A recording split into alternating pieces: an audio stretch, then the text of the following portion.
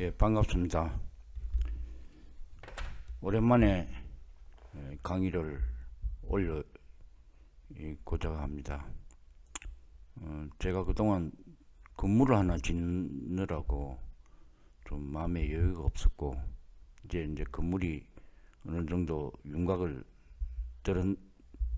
드러나도록 기초적인 게 끝나가지고 좀 마음에 여유가 생겨가지고 오늘 강의를 올리게 됐습니다. 신인문학 네 번째 시간입니다. 오늘은 나는 누구인가, 철학적인 논제 중에서 가장 중요하고 핵심적인 논제가 되겠죠. 나는 누구인가를 시작하겠습니다. 나는 육체와 정신으로 되어 있고요.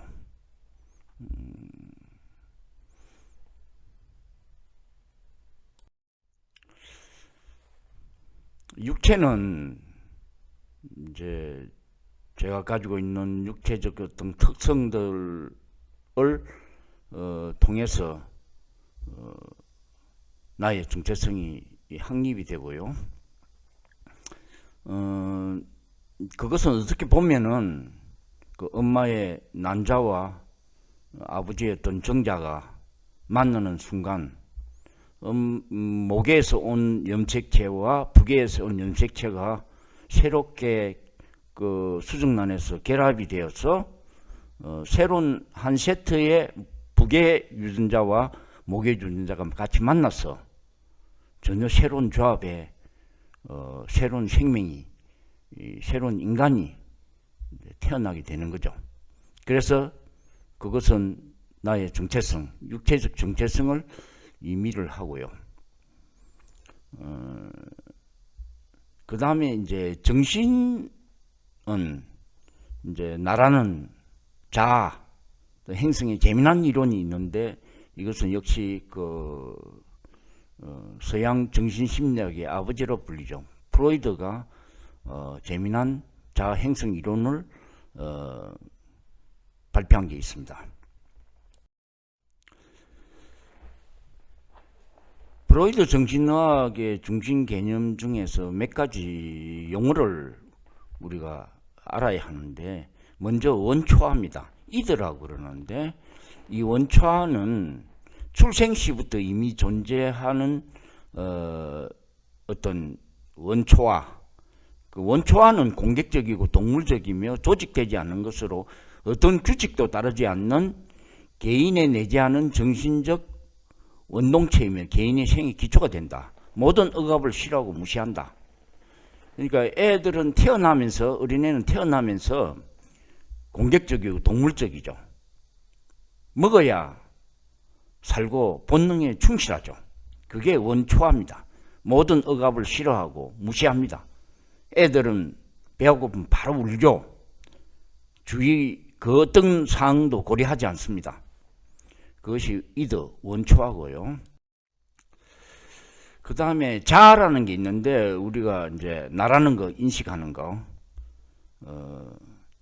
원초와는 길들여지지 않는 열정이라면 자아는 이성과 분별을 뜻한다고 합니다. 이 자아는 생후 6 내지 8개월부터 발생하기 시작하여 2 내지 3세에 형성된다고 합니다. 이것은 이제 프로이드의 생각이고, 여하튼 프로이드 이론에 의하면은 생후 6 내지 8개월에서 2, 3세에서 이 자아가 형성된다고 합니다.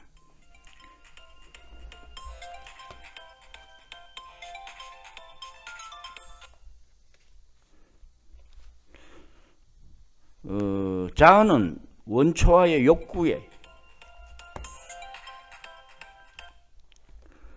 욕구와 초자의 거절 사이에서 현실에 맞도록 조정하여 개체를 적절히 유지시키는 기능을 한다.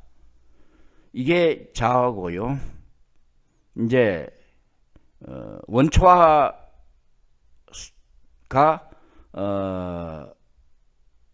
길들이지 않는 열정, 무조건 요구하는 어떤 그런 상황이라면 자아는 어느 정도 이성과 분별을 가진 자기가 어떻게 이 주변 환경에 적응해서 살기 위해서 만들어지는 어떤 성격이라고, 자신의 성격이라고 보면 되겠습니다. 그 다음에 슈퍼에고, 초자라는 게 있는데, 이거는 이제 크면서 유치원에 가거나 또는 학교에 가거나 이렇게 하면은 그 사회에 어떤 질서 체계가 있고 도덕도 있고 윤리 체계도 있고 가치가 있기 때문에 그것을 받아들이지 않고서는 사회생활이 힘들죠. 그래서 그것을 받아들여서 적응하는 그런 어떤 상태가 초자가 형성되는 시기라고 이렇게 보시면 되겠습니다. 그래서 점점 이제 사회적 인간이 되어가는 것이라고 보면 되겠습니다. 프로이드 정신의학의 개념에 의하면은 성격 발달은 유아기부터 청소년까지 5단계에 걸쳐서 이루어진다고 하는데, 초기의 3단계, 즉 구강기, 학문기, 남근기가 성격 형성에 결정적인 역할을 하게 된다고 프로이드가 주장을 했습니다. 이 리비도라는 개념이 나오는데, 이거는 뭐냐, 원초적 에너지인데, 구강기에는 구강, 입에 리비도가 존재합니다. 어릴 때부터 젖을 빨아서 먹어야 되고, 또 그렇기 때문에 모든 것들이 먹는 쪽으로 그 입에 모든 리비도가 집중이 되어 있고요. 그 다음에 이제 조금 더 성장하면은 학문기, 대소변도 가려야 하고, 그런 시기에 리비도가 집중되는 게 학문기입니다. 대소변을 적절하게 갈지 못하면 불쾌감을 느끼고 또 스트레스도 받고 짜증을 내게 되고, 성격이 그게 적절하게 넘어가지 못하면은 이상한 성격이 형성될 수도 있습니다. 그 다음에 남근기인데, 이거는 이제 성적인 어떤 성숙을 통해서 이제 남자와 여자의 어떤 구별, 그런 어떤 성격 형성이 이루어지는 시기라고 봅니다. 이 남근기는 남근에 이제 이 리비도가 집중되어 존재하게 됩니다. 그래서 이 시기가 적절한 부모의 도살핌과 주위 환경의 어떤 배려로 잘 극복이 되면은 아주 원만한 성격을 가진 사람이 되나, 이 시기를 잘못 넘기게 되면은 뭐 의사라든지 기타 사회지도층 인사들까지 또 이 시기를 잘못 넘겼을 경우에는 아주 좀 편협하고 또 이상한 성격에 약간 정신병이 가까운 어떤 그런 성격을 가질 수가 있다고 합니다.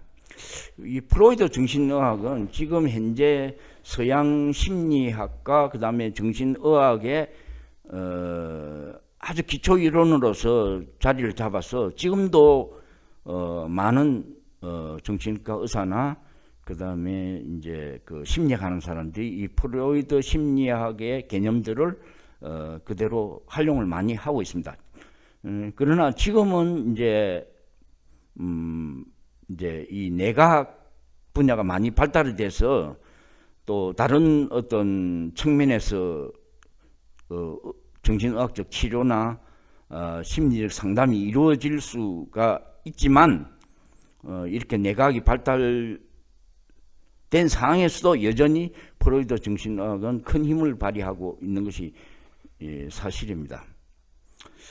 동양의 그 맹상가들은 일부 프로이드 정신의학을 굉장히 폐마하는 사람들이 있습니다.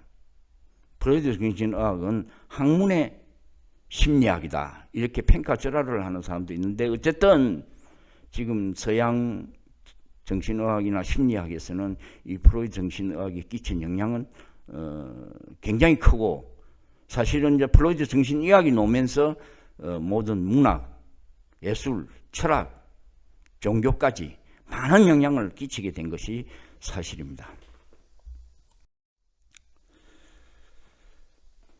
동양에서는 서양과 전혀 다른 견해가 있습니다. 나는 누구인가에 대해서 전혀 다른 견해가 있는데 그것은 이제 불교, 그 다음에 인도 요기, 그 다음에 수피들이 말하는 true myself, 진정한 나, 이 자아가 아니라 진정한 나, 에고가 아니라 진정한 나가 무엇인가에 대해서 깊이 있게 논의를 했습니다. 그 중에 한 사람을 제가 소개하자면 라마나 마하리시라는 인도의 유명한 맹상가입니다. 그 사람이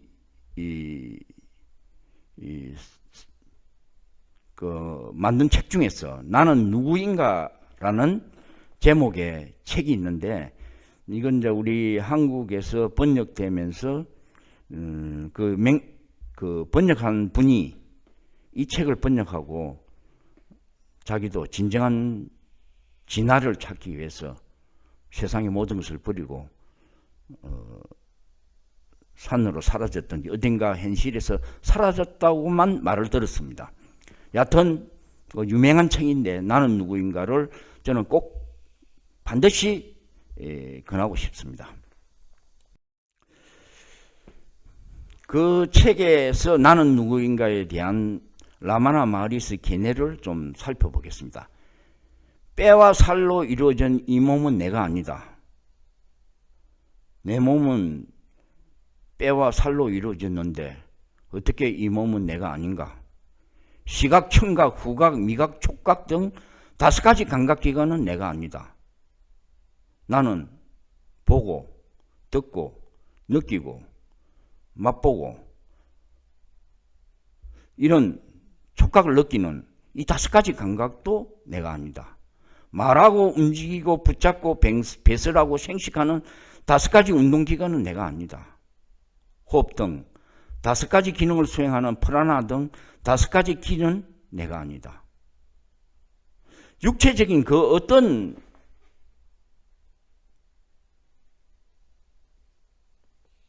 하드웨어가 내가 아니고 또 그 하드웨어로 움직이고 여러 가지 하는 행위조차 그 어떤 것도 내가 아니다.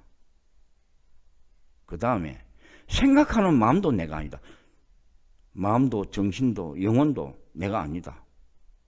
내면에 잠재되어 있는 무의식도 내가 아니다. 이 모든 것이 내가 아니라면 나는 누구인가? 그는 이렇게 말합니다. 이 모든 것을 내가 아니다고 부정하고 나면은 그것을 지켜보는 각성만이 남는다.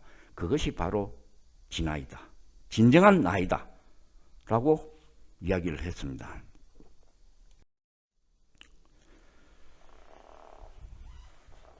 자, 우리 육체는 반야신경, 불교 팔만대장경의 심장부인 심장의 경전, 반야신경. 여기 보면 무색성향 미촉법, 우리가 물질의 어떤 느끼는 모든 세상은 무다. 없는 것이다. 무아니비설 신. 우리가 보고 듣고 느끼고 맛보고 그 어떤 것들도 없는 것이다. 수상행식, 우리가 생각하고 행동하고 하는 것 역시 없는 것이다.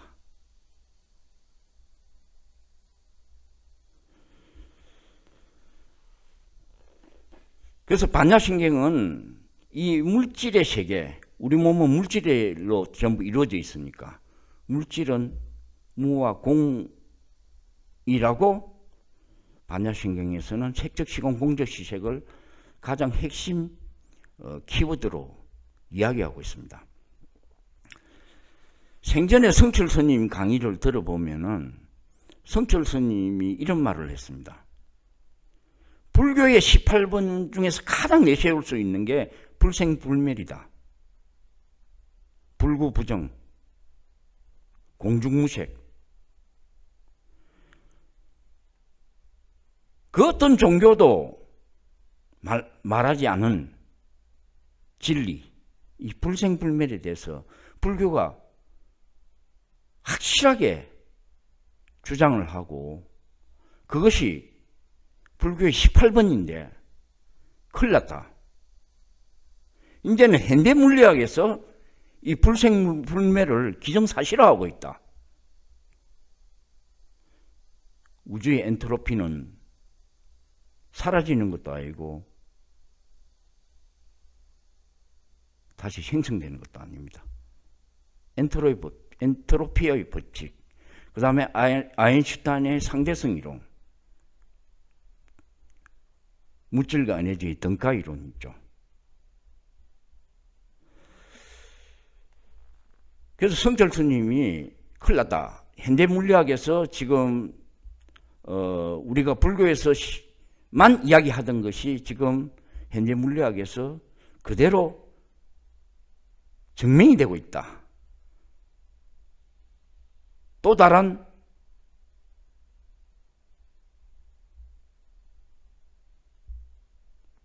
어떤 대적할 만한 상대가 나타나는데 그게 바로 현대 물리학이라고 성철 스님이 평소에 이야기를 많이 했습니다.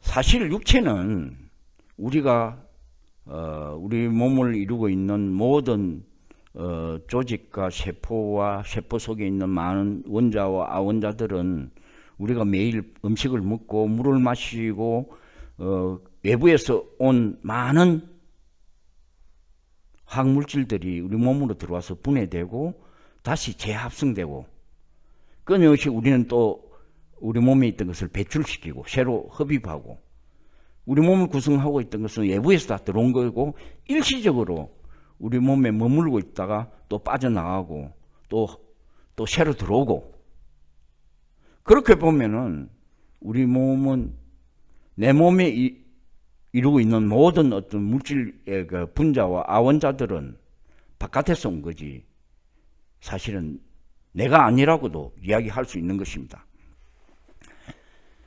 자, 그 다음에 마음의 본질은 무엇입니까? 라고 제자들 물음에 라마나 마하리시가 이런 말을 했습니다. 마음이란 진화에서 일어나는 미묘한 힘이다.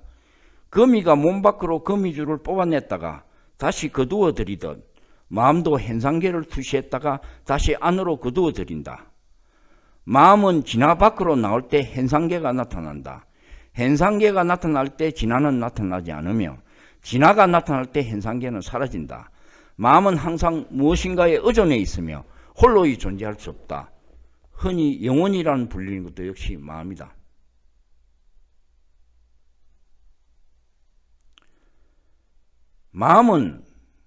마음을 우리가 가지면은 그게 현상계가 나타나고 마음이 사라지면은 진화가 나타난다.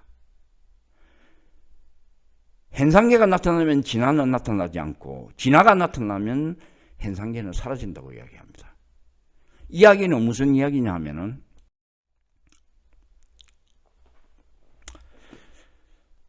자, 그래서 이 마음은 허상이다. 일시적이고 순간적이고 사라진다. 영원하지 않는 것이기 때문에 내 것이라고 할 수가 없다. 그래서 마음은 사라지고 진화를 발견하라. 라저니 씨가 쓴 맹상비법이라는 책이 있습니다. 거기는 수백 가지의 맹상방법이 있는데 이게 전부 다 마음이 사라지게 하고 진화를 발견하는 데 초점이 맞춰져 있습니다. 붓다가 돌아가시고 나서 두 가지 방향으로 붓다의 계보들이 두 갈래로 나눠지게 되는데 하나는 사라하는 사람을 통해서 탄드라라는 맹상 방법적으로 진화를 하게 되고 이거는 육체를 중시하는 거고 그 다음에 동양에서는 달마로부터 이어지는 선불교가 자리 잡게 됩니다. 선불교에서 가장 핵심적인 것이 역시 화두라는 게 있는데 그 화두에 집중하면서 마음이 사라지고 화두만 남는다. 그래서 동양의 선불교에서는 이 화두선을 많이 가르칩니다. 성철 스님도 이 화두선을 많이 제자들에게 가르쳤고요. 그래서 이것도 이 위에 탄드라도 마찬가지고 이 동양의 선불교 화두선도 마찬가지로 이렇게 꼭 마음을 사라지게 하고 진화를 발견하는 데 초점이 맞춰져 있습니다.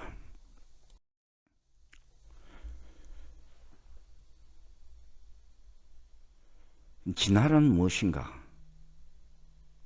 진화란 말로서 표현하기가 쉽지는 않습니다. 그래서 많은 비유들을 드는데 우리가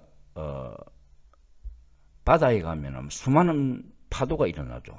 바람이 불고 배가 지나가면 파도가 일어나는데 그 파도의 크기와 모양들이 다 다르죠. 근데 수많은 파도가 일어나지만 바람이 자면은 파도는 다 깔아앉고 하나의 바다만이 남습니다.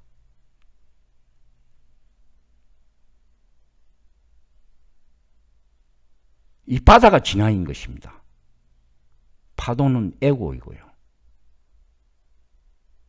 에고는 바다를 모른 채, 진화를 모른 채, 그 에고가 모든 것인 걸로 착각하고 있습니다. 자, 그 다음에 구름과 푸른 하늘의 비유입니다. 하늘에는 수많은 구름들이 만들어지죠. 그런데 바람이 불어와 구름이 싹 그쳐버리면 무엇이 남습니까? 푸른 하늘이 남습니다. 푸른 하늘은 변하지 않습니다. 구름은 변화무쌍하게 사라질 때 만들어지고 일시적으로 만들어질 때 흩어지고 사라집니다. 이 진화라는 것은 푸른 하늘과 같은 존재인 것입니다. 라마나 마하리시는 재미난 비유를 또 한 가지를 했습니다. 스크린과 영화입니다. 우리는 스크린 위에 영화를 봅니다. 거기에 나비들이 날고 그 다음에 바다에 나가서 배들이 뛰어다니고 파도가 일고 하늘에 새들이 날고 아이들이 춤추고 뛰어다니고 여러 가지 영화 장면들이 스크린 위에 나타났다가 사라집니다. 영사기가 꺼지면은 마음은 영사기입니다. 마음이 꺼지면은 영화가 화면이 나타나지 않습니다. 그리고 남는 것은 하얀 스크린만 남습니다. 스크린은 물에 젖거나 불에 타지 않습니다. 영화 속에서 큰 불이 일어나도 그건 영화의 한 장면일 뿐 스크린은 그대로 하얀 스크린은 그대로 존재합니다. 어떤 화면도 스크린에 영향을 주지 못합니다. 깨어있는 동안, 꿈꾸는 동안, 잠자는 동안, 일어나는 동안 일어나서 있는 그대에게 그 아무 영향도 끼치지 못한다. 그대는 항상 그대 자신의 진화로서 남아있다.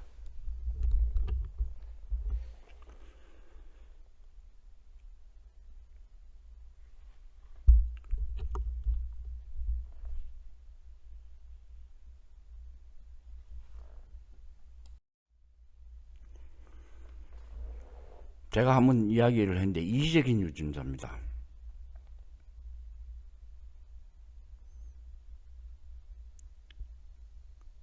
우리는 엄마에서 온 유전자와 아빠에서 온 유전자 한 세트가 수정란에서 만나가지고 그게 분열을 해서 배반포가 되고 그 다음에 낭배가 되고 그 다음에 내배엽, 중배엽, 외배엽으로 나눠져서 우리 몸을 이루는 조직과 기관과 그 모든 것을 분화해서 우리의 육체가 만들어지게 되는데, 그것은 유전자의 지시에 따라서 그대로, 설계도에 따라서 그대로 움직이게 됩니다.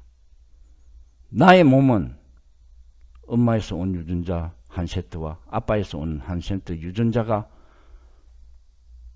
작동해서 내가 되었고, 나는 또 배우자를 만나서 결혼을 해서 우리 아들에게 나의 유전자와 우리 부인의 유전자가 아들에게 전달됐고, 아들의 유전자, 우리는 아들은 또 다른 배우자와 결혼해서 또 그 다음 세대에게 유전자를 전달해 줄 것입니다. 우리는 개체는 사라집니다. 유전자는 영원히 남아서 행진을 합니다. 유전자가 주인인지 개체가 주인이 아닙니다. 유전자는 영원합니다. 유전자는 영원히 행진을 합니다. 전진을 합니다. 개체는 사라질 뿐입니다. 이 이기적인 유전자에 의하면은, 이 책에 의하면은 우리 개체는 아무런 존재가 아닙니다. 주인은 이 유전자들인 것입니다. 이 유전자는 이 우주를 움직이는 정보, 수많은 정보의 핵심적인 어떤 생물학적 어떤 정보이고, 그 정보가 생물계를 움직여가는 것이고, 개체는 주인이 아닌 것입니다.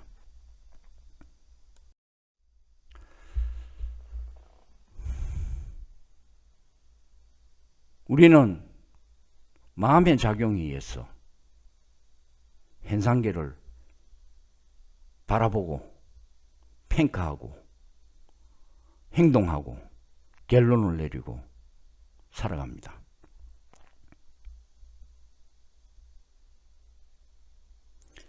깨달은 사람과 깨닫지 못한 사람의 차이는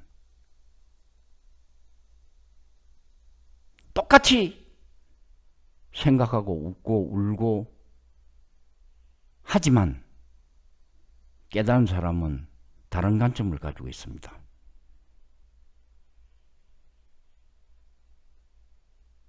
깨달은 사람은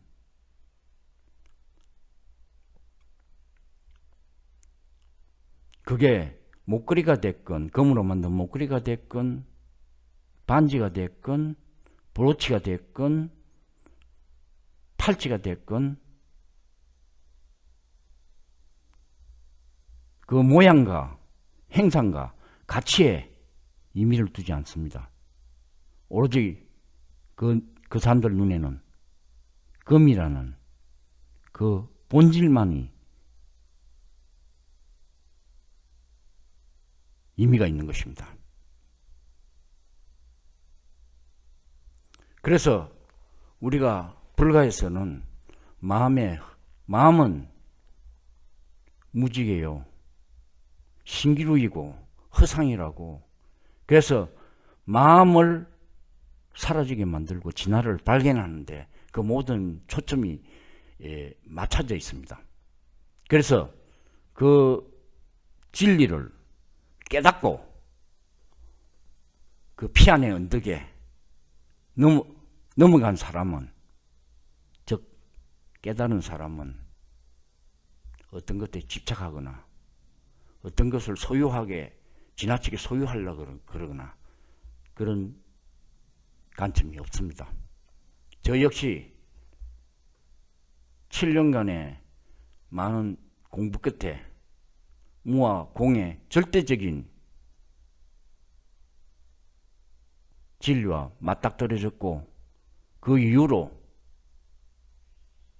저는 어떠한 사건이나 어떤 일에도 집착하거나 지나친 소유하거나 그런 관념이 없습니다. 그저 일어나는 사건마다 그냥 인연으로 그냥 생각하고 같이 흘러가든 또 반대로 거슬러 올라가든 또는 무관심으로 넘어가든 내가 관심을 보이든 내 마음 내부에서는 집착과 소홀을 버린 지 오래됐습니다. 그래서 깨달은 사람은 깨닫는 사람을 알 수가 있습니다. 저 사람이 사회에서 어떤 행동을 해도 일반 사람과 다른 관점을 가지고 있다는 것을 눈치챌 수 있지만 보통 사람은 그것을 알기가 어렵죠.